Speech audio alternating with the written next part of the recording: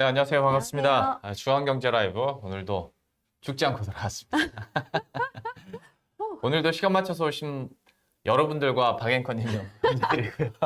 너무 철저하시네요. 아, 네네네. 1분 정도였는데 네. 죄송합니다. 감사드리고 예. 정말 덥네요. 좀 시키고 계실래요? 네네. 아, 네네. 진아님, 병재님, 어서 오세요. 한 주 항상- 참 힘드시죠? 힘드실 것 같아요. 한 그죠. 주. 또 진행이 쉽지 않습니다. 그래도 어느 정도 뭔가 끈은 잡고 있는 것 같은데 시장 자체가 근데 그렇다고 확 치고 올라가지는 못하고 있는 상황이고 좀 굵직한 또 이슈도 있었고 방금 전에 들어온 속보들도 있었기 때문에 관련해서 증시 정리도 한번 해보고 전반적인 흘러가는 분위기들 한번 체크해 보도록 하겠습니다. 일단 뭐 큰 뉴스 중에 어제 오늘 나왔던 것 중에 하나가 이제 셀트리온 합병 소식하고 네. 그 에코프로 우리 회장님께서 조금 전에 속보가 떴더라고요. 2년 징역 확정. 네네네. 네. 네, 그렇게 됐습니다. 에코프로가 지금 4% 정도 그래서 떨어지고 있고 합병 소식이 있었던 셀트리온은 헬스케어와 함께 한 5에서 6% 음흠. 각각 올라주고 있습니다. 제약도 뭐 당연히 이 정도 오를 텐데 그 증시 얘기 구체적으로 하기 전에 내가 감이 떨어져서 그런가 아니면 내가 여기에 대해서 공부를 안 해서 그런가 네. 셀트리온 합병 소식이 듣고 나서 어디가 제일 수혜를 많이 받을까? 그러니까 어느 종목이 제일 많이 오를까? 감이 잘 안 오는 거야. 왜냐면 이번에 제약은 좀 빠졌잖아요. 3사가 다 뭐 통합이 된다고 하면 뭐 기존에는 제약이 수혜를 제일 많이 받을 거다라는 얘기가 있었는데 어디가 제일 튀어오를까? 난 감이 좀 잘 안 오더라고요. 단기적으로야 당연히 헬스케어이고 이후에 합병하고 나서 6개월 안에 제약도 2차 합병을 한다고 했으니 이게 서정진 회장님이 약간 주가 관리를 한 거지. 그 2단계 합병 얘기를 안 꺼내고 마무리가 됐으면 제약이 완전 이제 그렇지. 단기간 크게 좀 흔들렸을 텐데, 요때까지 할 거야 라고 여지를 줬기 때문에 나름 셋 다 좀 가다가 단기적으로는 헬스케어 쪽이 아무래도 조금 이제 자금 들고 있던 분들은 코스피로 어찌됐건 이제 헬스케어가 사라지고 들어가게 되는 것이기 때문에 네. 좀 정리를 하고자 하는 움직임도 있어서 환매 움직임도 있을 거고 네. 지금 당연히 그럴 겁니다. 그런데 이후에는 좀 장기적으로 봤을 때는 셀트리온 그룹이 지분을 갖고 있는 회사들도 그렇죠. 수혜를 네. 볼 수 있을 거다라는 얘기도 많이 나와서 네. 그 부분도 좀 염두에 둬야겠죠. 뭐 실제로 그래서 헬스케어랑 셀트리온의 이제 지금 상승폭 차이가 한 1%포인트 정도 뭐 많지는 않습니다만 그렇게 나오고 있고 병재님께서 말씀하셨던 이제 해외로 눈을 돌리자면 헝다 이슈도 역시 있습니다. 이것도 속보가 왔었잖아요. 오늘 아침이었죠? 네. 예. 야, 여기는 그러니까 아직 중국에는 뭐 파산 보호 신청을 한 건 아닙니다만은 미국에서는 네. 챕터 15? 15이라고 하나요? 15라고 하나요? 난 뭐든지 그냥 네. 한국어로 읽습니다. 15. 일단은 그래서 보호 신청을 해놓은 상태고 챕터 15라는 게 이제 그러니까 현지로 기준으로 봤을 때 국외 기업들에 대해서 여기서 채권 변제랄지 소송을 좀 막아주는 네. 예, 그런 건데 뭐 그렇게 중요한 건 아닙니다만 아무튼 미국에서 헝다 이슈가 다시 끓고 있다. 그리고 이제 컨트리 가든 관련해서도 이번 주에 이슈가 있었기 때문에 중국 부동산과 관련해서 좀 어떤 스노우볼이 될지는 한번 지켜봐야 될 것 같습니다. 알겠습니다. 뭐 시장을 다 하시는 거예요? 아니 그냥 이슈들만 진짜 굵직했잖아. 그렇죠. 그뭐 헝다. 키워드만 해도 되는데 뭐 이렇게 다 하실 거면 셀트리온. 굳이 제가 안 그랬어요? 해도 될 것 같아요. 다른 거 뭐 있지 않나요? 네, 미안합니다.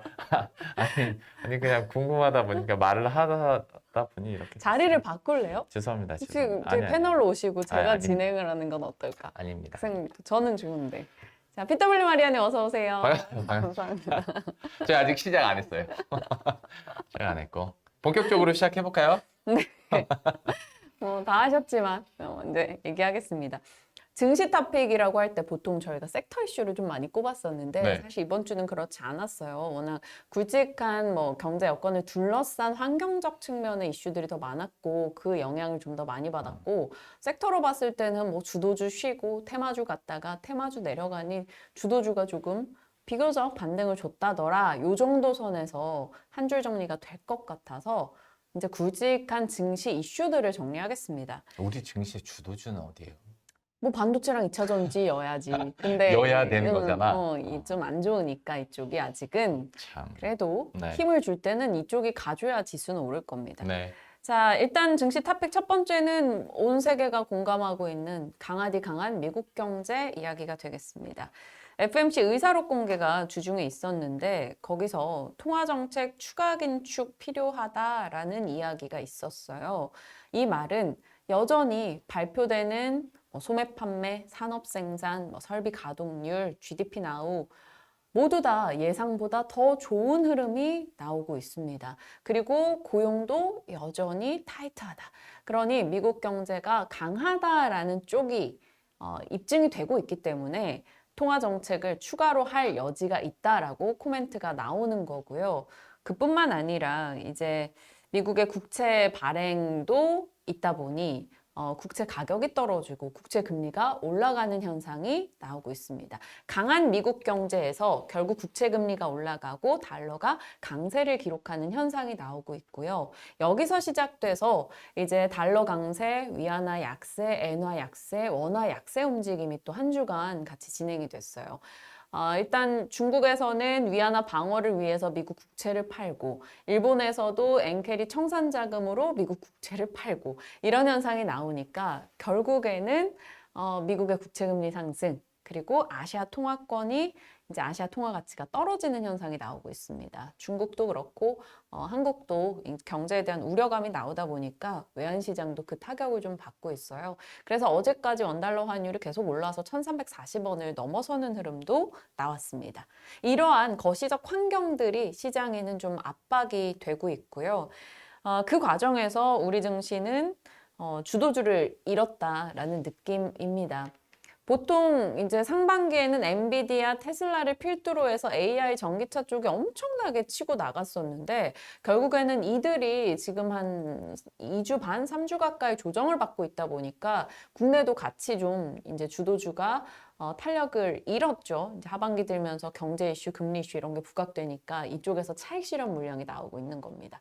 그러면서 강한 미국 경제, 달러, 금리 그 영향에 아시아권 안 그래도 중국 경제 안 좋으니까 같이 내려가고 주도주 같이 떨어지는 이 악순환의 현상이 나오고 그 틈새를 조금 치고 나가고 있는 게 바이오입니다. 바이오는 이번 달에 ETF 상장 얘기도 있었고 조금 소외됐었기 때문에 수급적인 빈집이기도 했었고 그리고 바이오가 좀 방어적 성격도 일부 갖고 있기 때문에 이런 셀트리온 그룹 합병일 수도 있고 하니까 여기저기서 바이오가 좀 올라가는데 이들은 시장을 끌어줄 만한 주도주가 되기엔 좀 역부족이다라는 정도 한 주 정리가 될 것 같아요. 이럴 때 그 투자 전략이나 스탠스는 전문가들한테 어떻게 나오는지도 좀 궁금한데 잃어버린 주도주라고 얘기를 했잖아요. 그러면 이럴 때 조정을 받을 때 주도주를 사는 게 맞는 건지 아니면 지금까지 안 오른 종목을 찾아서 사는 게 맞는 건지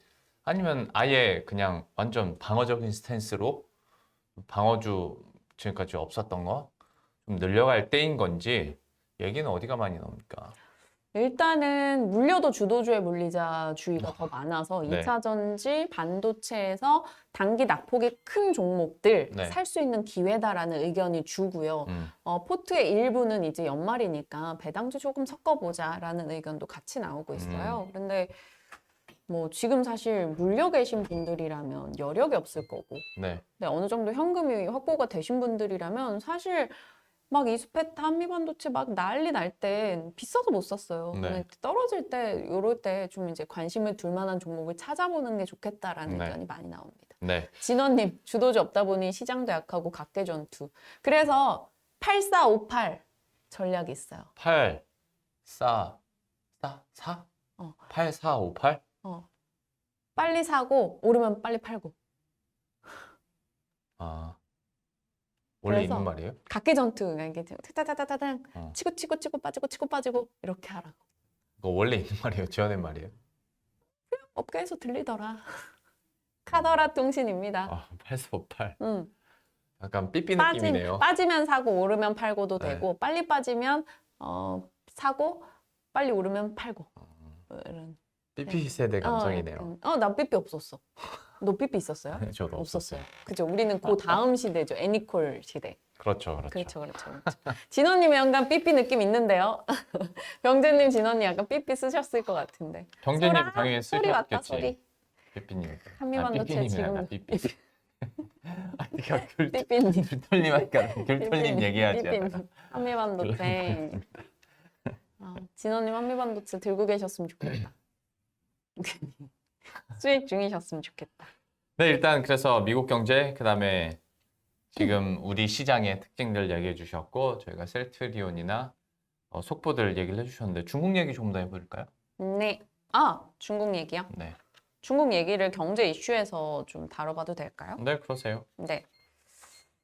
경제 이슈는 한국 경제와 중국 경제 뭐 다 어쩌나라는 컨셉으로 준비를 해봤는데 왜요? 병진. 삐삐가 삐삐가 뭐예요? 네. 진짜 병진님. 왜 그러세요? 삐삐? 삐삐? 삐삐. 삐삐밴드라는 가수 있지 않았어? 뭐 그랬던 것 같아요. 갑자기 왜요? 문득 생각이 나서. 네. 삐삐? 문득 한스밴드. 그 생각은 다시 집어넣으시기 예. 바랍니다. 네, 집어넣었어요. 네네. 한스밴드다. 네. 머들링스루라는 용어 아세요? 모델링 스루 응. 진흙탕에서 응. 진흙을 지나가는 힘겹게 예. 이렇게 막 각계 빨리 대응을 못하다 보다 보니까 뭐 다 이렇게. 각계 전투야. 이거는 각계 전투라기보다 뭔가 힘겹게 그 사이를 통과하는 빠르게 조치를 하지 못해서 유로존 이렇게 포복으로 낮은 포복으로 그렇게 진흙을 헤쳐 나가듯이 시간을 끌면서 힘겹게 나간다는 뜻입니다. 서서히 성장 동력을 잃어가는 경제 상황을 머들링스루 증후군이라고 표현을 하는데 사실 지금? 뭐 경제 용어기도 하고 음. 뭐 유로존 뭐 경제 위기에서 유로 위기에서 촉발됐다고는 하지만 사실 우리나라도 약간 그런 거 아니야? 지금? 맞아요. 지금 중국과 한국이 다 머들링스루 구간이 아니냐라고 얘기하고 있습니다.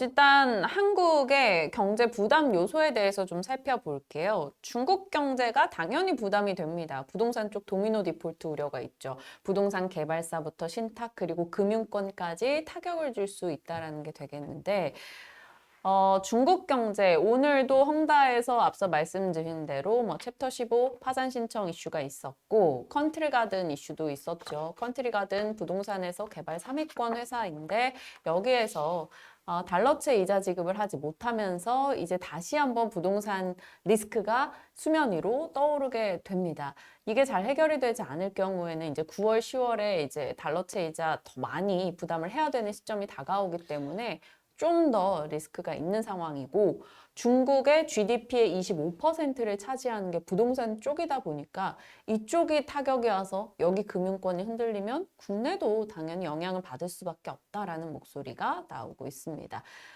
중국의 GDP에서 부동산 차지 비중이 너무 크기 때문에 이 영향이 계속 있고 지금 저 보이는 차트 보시면 네.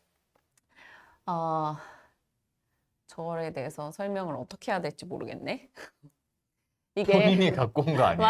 맞아요. 이 기업들 부동산 개발 기업들입니다. 헝다나 다렌완다나 뭐 네. 컨트리 가든도 순위별로 그렇고 있네요, 거의. 네, 이쪽들이 지금 달러채 가격이 급락했다라는 걸 보여주는 차트이거든요. 한마디로 이들 회사 가치가 추락하고 있다라는 것을 저 차트 하나로 좀 볼 수 있는 것 같아요. 네네. 이미 헝다는 오래전부터 시작이 됐고 최근 들어서 컨트리 가든이 파란색, 하늘색이잖아요. 네. 저쪽이 이렇게 급격하게 떨어진 걸 확인할 수가 있습니다. 지난해 말에도 한번 뭔가 이슈가 있긴 있었나 보구나. 네, 헝다 이슈가 한 번씩 부각될 때마다 얘들이 같이 컨트리 좀 가든도 움직였기도 같이. 하고 그랬고. 다렌완다도 이제 달러채 원리금 중에 2억 맞아요, 달러가 네. 부족하다라는 이슈도 있었고 이게 지금 7월부터 계속 뉴스들이 나오다 보니까 이렇게 얘네들이 흔들리고 있습니다. 여기에 오늘 아침 추가된 게 저 헝다 챕터 15 파산 신청까지 있었고 네.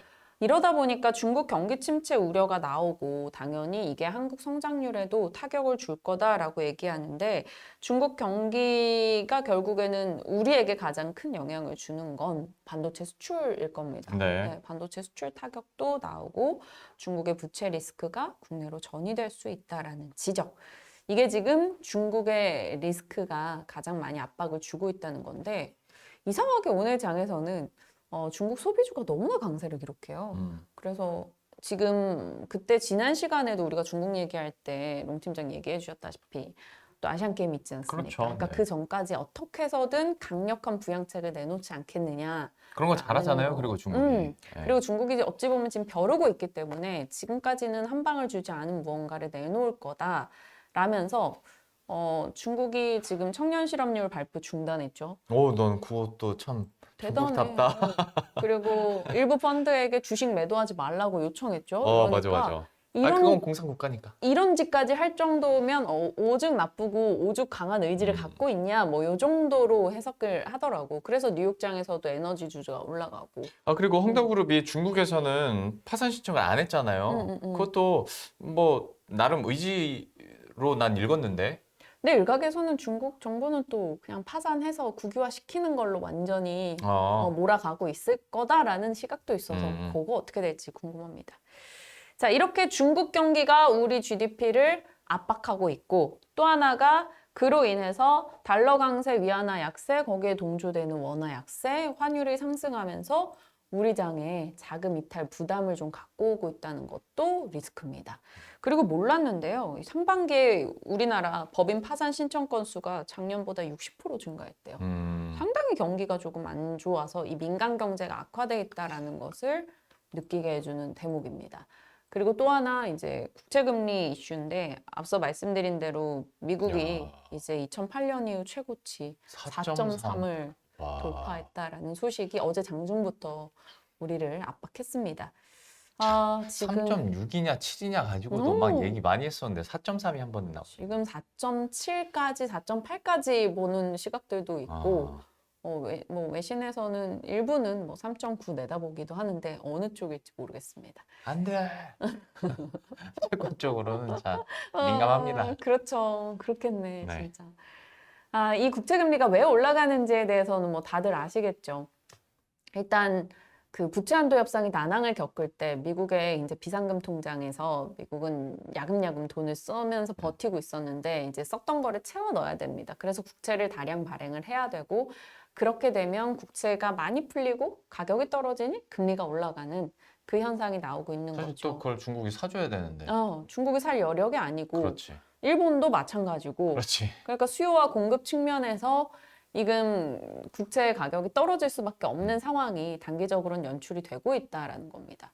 하지만 뭐 장기적으로 봤을 때는 그럼에도 불구하고 안전자산은 결국 미국 국채다라는 시각이 마음 한켠에 있기 때문에 여기서 더 갈까?에 대해서는 의문들도 좀 많이 제기를 하고 있더라고요. 어떻게 될지 봐야겠죠. 네. 진원님, 병재님은 어느 정도 국채금리 상승을 예상하시는지 남겨주십시오. 야, 그거를 예상해서 맞추신다면 와우! 바로 옵션. 바로 그냥 썸네일 거의 예언 느낌으로 이제 박아서 가야지. 아무튼 참 쉽지 않습니다. 채권 시장도 그렇고 전반적인 경제 분위기가 안 좋다 보니까 그리고 미국 같은 경우에는 굉장히 강한 경제라고 또 얘기를 해줬는데 다만 이제 수치들의 어떤 둔화폭이랄지 그리고 좋아졌던 상승폭이 조금 둔화된달지 아니면 물가도 어느 정도 계속 상승은 하고 있는데 상승폭이 이제 둔화된달지 뭐 하다 보니까 여기에 따라서 연준의 스탠스가 어떻게 될지 왜냐면 또 이제 다음 주에 잭슨 홀 미팅 있잖아요. 네. 거기서 그러니까 FOMC에서야 워낙 6주에 한 번씩 열리는 거니까 단기적으로 이렇게 스탠스 변화들을 계속 얘기를 하고 단기적인 통화 정책에 대한 힌트를 얻겠지만 잭슨 홀 미팅은 1년에 한 번 있는 거고 각국의 중앙은행 총재들도 오고 재무부 장관들도 오다 보니까 좀 거시적인 관점에서 또 얘기가 나올 수도 있단 말이에요. 그래서 지금까지 이런 긴축 행보가 맞냐 틀리냐 그리고 앞으로 더 긴축을 해갈 것이냐 아니면 여기서 이제 그만할 것이냐에 대한 논의들도 좀 많이 있을 것 같습니다. 한번 보시죠. 어떤 내용. 다음 주가 너무 그래. 8월 24일이 일본 잭슨홀 미팅. 네. 그날 새벽에 엔비디아 실적 나옵니다. 엔비디아 얘기 잠깐 할까요? 8월 23일 현지 시각 기준이니까 그날 5시 뭐 요때쯤 나올 거예요. 엔비디아 진짜 중요하다고 봅니다. 네, 반도체 쪽에 하나의 반도체 AI 쪽에 나름 분수령이에요. 지금 반도체 쪽들 실적 안 좋고 빠지는 기업들 일부 있고 뭐 탄력 꽤 많이 잃었기 때문에 이쪽에 엔비디아의 실적을 분기로 해서 거기서 나오는 코멘트에 따라 어떻게 될지가 중요하고 맞아요. 그날 또 국내에서는 네이버의 하이퍼클로버 X 공개가 있어요. 아, 그날이에요. 그런데 공교롭게도 그날 제가 연차예요. 어떡해? 저 공교롭네요. 멘트 자체가 되게 공교롭네요. 아, 진짜 내가 그 전날 제가 엔비디아 이제 실적에 버금가는 이슈로 박앵커의 휴가가 있다. 아, 이 증시를 쥐락펴락하는 박앵커가 없으니까 걱정이다. 우리 투자자분들 어떡하지? 보이지 않는 손이 잠시 시장을 이탈하는. 야, 황 씨 보고 있나? 정신이 나가셨네요. 엔비디아 CEO는 보고 있나? 엔비디아랑 잭슨홀 얘기를 하는데 거기에 휴가를 껴넣나? 아니 근데 너무 내가 그 전날 회사 일정이 너무 늦게 끝나서 네, 어쩔 수 없이 다음날 연차를 썼어요. 네. 근데 공교롭네요. 저는 공교로워. 남아있는 일정이. 수정 앵커가 아주 힘들겠네요. 그러니까요. 네. 진원님 그 중요한 걸 못 들으셨대. 진원님 저 목요일에 연차입니다. 개인 유튜브세요? 네. 아무튼 다음 주가 그래서 중요하다. 그 말을 다음 주 하려고. 목요일이 중요하다. 네. 여러분들 잘 체크하시길 바랍니다. 네네. 일단 뭐 그런 일정들이 있다 보니까 사실 월화수에도 공격적인 대응을 하기가 투자자들 입장에서는 조금 부담이란 말이죠. 맞아요. 보고 가자라는 심리가 있을 것 같아서 어느 정도는 염두에 두고 대응을 하셔야 되지 않을까 싶습니다. 네. 증시의 주요 이슈들이나 경제 상황들 함께 살펴봤고요. 마지막으로 생활 경제로 넘어갈까요? 네, 생활 경제도 어찌 보면 이 네. 맥락일 수 있는데, 네. 조금 감성적으로도 제목을 타이틀을 뽑아봤습니다. 네. 사라지는 무언가. 본인이 지은 거예요? 아. 사라지는 뭔가? 뭐 앞서 얘기했던 삐삐도 그럴 것 같고 직업적으로 뭔가. 봤을 때는 네. 뭐 버스 안내원분들 이런 분들도 다 직업적으로 사라졌잖아. 근데 우리가 지금 현 상황에서 무언가가 사라지고 있다라는 점을 근데 너무나 많은 것들이 사라지고 있어. 근데 그 중에서 몇 가지 분야별로 골라봤습니다. 직업 얘기하는 거죠? 네, 직업부터 시작을 해볼게요. 네네. 뭐 이건 다들 아실 것 같아요. 이제 7월 달에 맥킨지 보고서가 좀 많이 이슈가 됐었습니다. 2030년까지 미국에서 30%의 직업은 자동화로 인해서 사람이 대체될 것이다 라는 얘기가 있었고 음식 서비스, 고객 서비스, 사무 지원 그러니까 단순 반복적인 작업권에서 빠르게 인력 교체가 된다라는 내용이 들어가 있었습니다. 그리고 그 앞서서 5월에 세계 경제 포럼이 있었는데 이게 한 2년마다 사라질 직업 혹은 떠오를 직업을 이렇게 보여주는 보고서를 냅니다. 그래서 5년 동안 직업군 변화 보고서가 나왔는데 여기서 사라질 일자리로는 은행 텔러, 뭐 혹은 직원분들, 우체국 직원분들, 데이터 입력 담당자, 뭐 통계 재무, 회계, 뭐 자료 기록, 재고 관리 이런 쪽입니다. 그러니까 데이터를 관리하거나 입력하고 어찌 보면 좀 단순 업무를 하는 쪽에서 빠르게 교체가 있을 것으로 봤고요. 그 다음에 늘어나는 일자리 쪽에서는 뭐 데이터 애널리스트, 빅데이터 전문가, 뭐 AI 지속 가능 전문가, 비즈니스 인텔리전스 분석가 이런 쪽입니다. 나 완전 일단 기본판은 완전 동의합니다. 이 흐름으로 간다는 거 완전 동의. 이건 깔고 말씀드리는 거예요. 네. 제가 2년 전에 제 그 개인 유튜브 채널에서 그 3년 안에 사라질 직업하고 8년 안에 사라질 직업을 그때 당시에 이제 고용노동부에서 나온 한국 직업 전망 그 자료 토대로 한번 했던 적이 있거든요. 네. 안 사라졌어요. 그러니까 이런 흐름이라는 건 알겠는데 이런 거 매년 나오잖아요. 뭐 3년, 5년 아니면 2030년에 사라질 직업들 막 이런 거. 나 그 한창 취준생 경제 공부하고 있을 때 그때도 은행 다 사라진다고 했었거든요. 네. 여전히 은행 지점은 많이 있지 않습니까? 물론 수는 줄어들었지만. 그래 이게 그러니까 뭐 하루아침에 이게 당일날 다 딱 다 사라지진 않지. 없어진다는 게 이만큼 아니라 줄어든다는 그 기조를 보여주는 거지. 여기 자료 보면 2023년에 우체부들 다 없어진다고 그랬었거든요. 음, 그러니까 많이 줄었죠. 꼭 그 시기에 너무 막 이렇게 칼같이 생각하지 마시고, 근데 이런 변화의 흐름들을 보면 어쨌거나 공과는 살아남고 문과는 예, 힘들지 않을까라는 그런 흐름들이니까 한번 참고만 하시길 그러니까 바라겠습니다. 이런 추세를 보시라는 거죠. 네.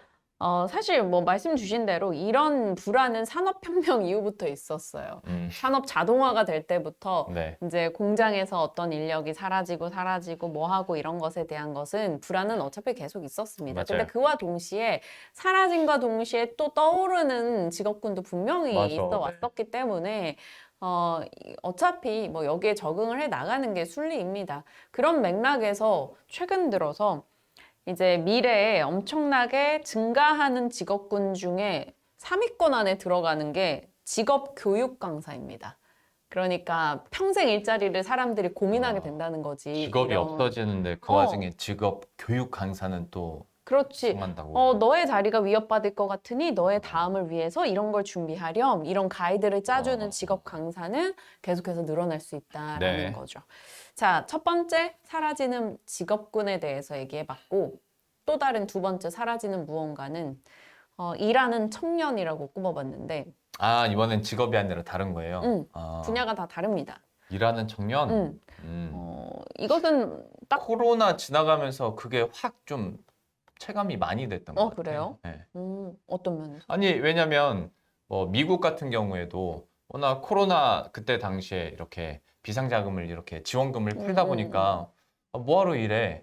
일 안 하는 게 사실 더 편하고 버는 수입은 비슷한데 라는 생각들을 너무 많이 했던 것 같고, 이때 당시에 실제로 일자리 수가 확 주니까 이제 졸업하는 사람들이 일자리를 못 얻잖아요. 뭐 겸사겸사 그래서 노는 청년들이 많은 것 같고, 뭐 이건 좀 옛날 얘기긴 하지만 뭐 5포 세대, 6포 세대, 7포 세대 맞아. 하면서 삶에 대한 어떤 계획이나 기대감보다는 즉흥적인 재미나 행복감, 만족도 여기에 이걸 추구하다 보니까 확실히 좀 일하는 청년층이 적어졌구나. 어떤 인구 구조를 논외로 하고서라도 그런 생각들은 코로나19 지나면서 많이 느끼는 것 같아요. 맞아요. 그럼 뭐 맥락에서도 그렇고 청년들이 일자리에 대한 포기하는 것도 그렇긴 하겠지만 정말 말 그대로 환경적으로 경제 상황이 뭐 조금 따라주지 않아서 일을 못하는 경우도 많잖아요. 그런 맥락에서 요즘에는 이제 가장 떠오르는 건 중국이잖아요. 네. 청년 실업률 뭐 통계조차 포기를 했습니다. 숨길 만큼 나쁘다라는 것을 느낄 수 있는 거고, 일각에서는 중국 전문가들은 지금 중국 청년 실업률 20% 정도인데 21% 이제 6월에 기록했잖아요. 근데 48% 정도 될 거다라고도 전망들을 해요. 그러니까 거의 반인 거야. 둘에 하나는 일을 못 하고 있다, 네. 청년들이. 근데 왜 이번에 그 통계 발표를 중단했을까를 고민해 보면 중국은 대학 졸업이 거의 6월이란 말이에요. 그러면 6월이야. 그래요? 7, 8월에 얘들이 다 취업 시장에 나와야 돼. 네. 근데 자리가 없어. 그러니까 통계가 엄청 나빠질 걸로 시장에서 안 그래도 예상을 했어. 네. 그러니까 요걸 덮으려고 중국은 통계 발표를 안 했을 거다라고 보고 있고, 지금 중국 SNS 등에 보면 좀 애석한데 이렇게 사망 졸업 사진이라고 있어. 그게 뭐예요? 그래서 졸업 우리 모자 쓰고 학사모 쓰고 그냥 길바닥에 누워서 시체처럼 사진을 찍는 거야. 왜? 그래서 우리는 죽은 졸업생들이다라는 걸 표현하는 거지. 그게 약간의 뭔가 유행처럼.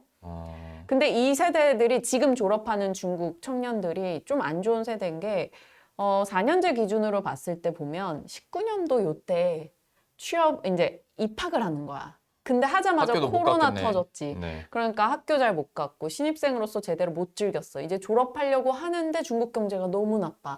그러니까 일자리도 없어. 그래서 요 세대가 약간 불운의 세대로 여겨지나 봐. 근데 요즘 중국 젊은 층은 그래서 이런 사망 졸업 사진을 찍거나 아니면 우리는 직업이 자녀다. 그래서 전업 자녀라고 자기들을 일컫는 거야. 그러니까 그만큼 뭔가 많은 걸 좀 포기하고 있지 않나라는 중국 사람들도 생각이 납니다. 그리고 한국도 보면 취업자 연령이 계속 올라가고 있어요. 신규 취업이 젊은 층에서는 줄고 고령층에서는 늘어나요. 맞아, 맞아. 근데 이 고령층에서 늘어난다라는 것은 젊은 층에서 안 하려고 하는 어찌 보면 힘든 3D 업종의 일들 그런 부분에선 또 결국 일손이 필요하니까 고령층을 끌고 갈 수밖에 없는 겁니다. 이게 계속 문제가 되면 반도체와 같은 이제 국가 기관 산업에서는 장기적으로 이 기술에 대한 스토리를 쌓아나가고 투자를 해서 그 아웃풋을 도출해낼 젊은이들이 필요한데 그게 안 되고 뚝뚝 끊기다 보니까 굉장히 이게 인력난이 생기는 거고 그러면 그거를 외국에서 충당해오자라는 쪽으로 가다 보면 또 나중에 그게 기술 그렇지. 유출 문제도 될 수 있고 여러모로 지금 일하는 청년이 없어지는 사회적 여파가 상당히 크지 않을까 생각이 듭니다. 그리고 그렇게 되다 보면 좀 되게 세세한 거긴 하지만 내부적으로 해결을 하려다 보니까 그 관련된 종사자의 나이 든 종사자의 몸값이 계속 올라가요. 근데 밑에는 취업은 계속 안 되고 그럼 평균 임금은 뭔가 올라가는 느낌이긴 한데 대신 그 양극화는 더 심해지는 거지. 맞아. 아, 참 악순환이네요. 사라지는 무언가가 오늘 왜 이렇게 씁쓸하냐? 근데 중국 얘기를 하는데 약간 이런 인력난이나 인력 음. 문제는 우리나라랑도 참 좀 닮은 부분이 있다. 네, 네. 사라지는 청년이라는 청년들, 쉽지 않네요. 네, 그 부분이고 네. 다음은 조금 더 앞에 얘기들보다는 가볍습니다. 네. 롱 팀장은 굉장히 좋아할 내용이에요. 어떤 거요? 2차, 3차 회식이 사라지고 있다. 회식. 회식에서 2차, 3차. 1차 딱 하고 깔끔하게 가는 사람들이 늘어났다라는 코로나 다 싫죠. 코로나 때문에 우리가 얼마나 애를 먹고 경제적으로 싫었습니까? 근데 코로나 기간 중간에 제가 유일하게 좋았던 게 회식. 회식이 없는 거. 그거는 너무 좋았다. 저희가 둘 다 약간 음주가무를 좋아하는 스타일이 아니어가지고 회식을 회식이 되게 힘들었던 사람들이잖아요. 저는 정말 많은 분들한테 매번 이렇게 얘기를 하는데 회식을 하면서 집에 돌아가잖아요. 그러면 저는 항상 그 얘기를 합니다. 내 인생에 회식 총량이 있으면 오늘 하루 그냥 하나 깎았다. 이제 하나 덜었다. 그런 마음으로 집에 들어갑니다. 근데 코로나 기간 중에 회식을 하니까 너무 좋았을 뿐더러 코로나가 지났잖아요. 그러면 다시 회식이 있긴 있어요. 근데 코로나 때 그것 때문인지 영향 때문이었었는지 몰라도 음식집이 요즘엔 10시면 닫아요. 맞아요. 9시 반이면 라스트 오더라고 약간 눈치를 줍니다. 너무 좋아. 눈치를 좀 더 빨리 줬으면 좋겠어요. 이게 일찍 파합니다. 그러니까. 이 사람의 심정은 이해하는데 자영업자분들 얼마나 힘드시겠어요. 네. 그러니까 정말 태세 전환 모습. 개인적인 거라고 해서 내가 나쁜 놈인데 그러니까 경제적으로 힘들고 얼마나 힘들었냐고 내가 얘기를 했잖아요. 그쵸, 개인적. 네, 근데 웃으면서 얘기한 게 문제지. 반성하세요. 그 옛날에 그 회식을 하고 희한하게 2차든 3차든 필수적으로 노래방을 갔다? 난 그게 너무 싫었어. 맞아. 나는 그래서 항상 회식이 일정이 잡히면 가서 노래해야 되면 어떡하지? 그래서 내가 과거에 뭔 노래를 불렀지까지 막 생각했었어. 막 위에 상사들이나 선배들이 그래서 막 나가서 춤추라고 시키잖아. 춤을 추고 있는 내 모습이 위에서 이렇게 보이는 거야. 내가 지금 여기서 뭘 하고 있나. 그랬어. 근데 우리가 이제 나이가 드니까 나는 요즘에 뭐 그런 상황이 거의 없지만 조금 가잖아? 이제는 내려놓고 그냥 즐겨. 꼰대여서 그래. 왜? 아니. 나보다 꼰대라서 다 그런, 나이 들어서 윗사람들이랑 꼰대여서 가도 네. 그냥 뭐 이렇게 뭐 술자리에 가거나 뭐 술을 먹거나 이런 일이 거의 없지만 그냥 이제는 노래 부르면 뭐 못해도 어떻고 저때도 어떻고 약간 이렇게 내려놓게 된 것도 좀 있어. 근데 그때 당시에는 정말 힘들었어요. 그래서 막 터보 노래 찾아보고 DJ 뉴스 노래 찾아보고 너무 저희는 또 발라드는 하지 말래. 발라 분위기 끈다고 그러면서 본인들은 이문세 노래 부르고 맞아. 우리는 발라드 안 시키고 너무 힘들었어. 네. 너무 힘들었는데 대신 또 그런 게 있어야 노래방 자영업자분들도 먹고 사시니까요. 대단하네요. 이 맑은 눈에 광기를 살짝 본 느낌이었습니다.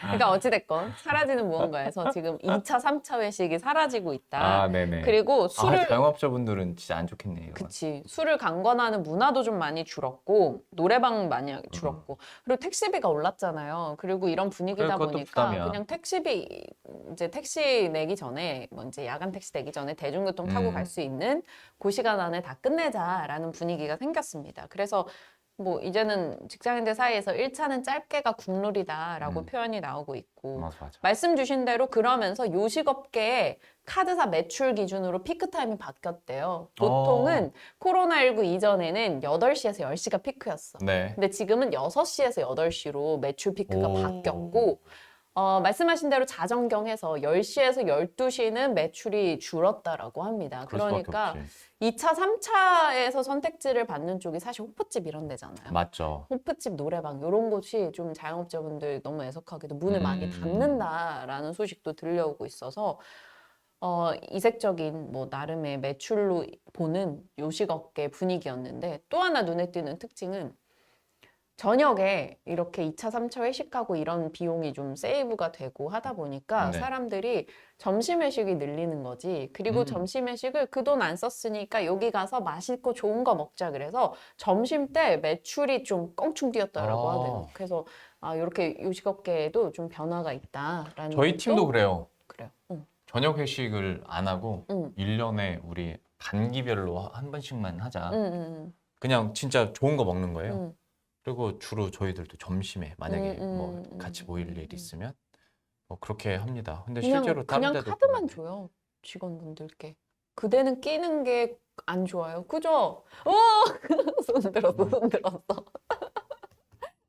그렇죠. 카드만 주면 됩니다. 일단 정우님 남으시고요. 오늘 금요일이잖아요. 네. 같이 야근? 야근 고? 못 됐어요. 일단 알겠습니다. 네. 좋은 지적인 것 같고. 네. 카드만. 그대 카드만 필요합니다. 알겠습니다. 네. 그렇지. 원래 그냥 아니, 조- 왜 조건적인 생활경제 끝날 때 항상 이 시간에 나는 기분이 다운되는 걸까? 어떤 이슈를 갖고든 왜? 이제 알겠습니다. 일식이 없어졌다. 참고하도록 하겠고요. 네. 우리 또 점심 특선 사랑하죠. 음. 진원님 오늘 점심 뭐 드실라나요? 병재님 저희 둘 다 카페에서 이런 차 한잔 하는 것도 좋아합니다. 근데 저희는 뭐랄까 좀 그리고 우리가 아예 술을 아예 안 하는 건 아닌데 우리의 가장 기분 좋은 술 주량은 맥주 한 잔이거든요. 500도 아니고 한 잔. 맞아. 네. 근데 진짜 신기한 게 저는 회식 가서 그때 꽤 센 회식이 있었잖아요. 옛날엔 다. 네, 소맥을 한 8잔을 먹었나? 맞아요. 그랬는데도 그때는 어찌됐건 저는 정신력이야, 정신을 정신력. 차리고 있었어요. 맞아요. 근데 그러고 한 2주쯤 있다가 우리가 하루 그때 방송 끝나고 맥주 요만큼? 500? 맞아. 그걸 먹었는데 둘 다 500 먹고 해롱해롱 해가지고 집에 가자. 집에 가자. 근데 아. 이게 정말 정신을 차리고 있냐 맞아. 아니면 좀 편한 대상이랑 이렇게 막 넋두리 하면서 먹는 거냐 여기 따라서 주량이 진짜 싹싹 바뀐다. 그리고 제가 아이 낳고 한번 이제 만나서 저희 회사 끝나고인가 언젠가 한번 먹고 죽자라는 느낌으로 만났는데 둘이 소주 반 병 먹고 헤어졌습니다. 우리 둘이? 우리 둘이 그런 한번 적 있어. 방송 끝나고 네. 오랜만에 만났는데 먹고 죽자라는 우리가 느낌으로 먹고 죽자라고 한 적이 있어요. 그래서 내가 그때 각오로 나 오늘 내 발로 기어갈 거야 막 이랬다. 나 그 어디가 그치? 기억나요. 예. 참치회 먹었는데 근데 속으로 진짜 콧방귀도 안 꼈지.